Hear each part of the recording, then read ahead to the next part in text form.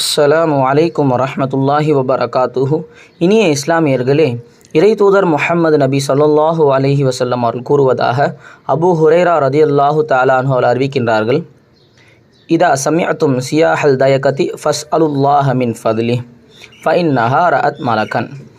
உங்களில் யாராவது ஒருவர் சேவல் கூவுவதை கேட்டால் அந்த நேரத்தில் நீங்கள் அல்லாஹ்விடம் ரஹ்மத்தை தேடுங்கள், அதாவது அல்லாஹும்ம இன்னி அஸ்அலுக மின் ஃபத்லிக் என்ற துவாவை ஓதுங்கள் என்பதாக கூறினார்கள்.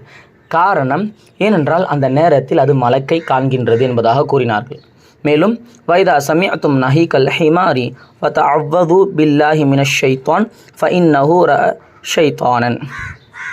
கழுதை கனைக்கும் பொழுது யாராவது ஒருவர் அதை கேட்டால் அல்லாஹ்விடம் பாதுகாப்பு தேடுங்கள் என்பதாக கூறினார்கள்.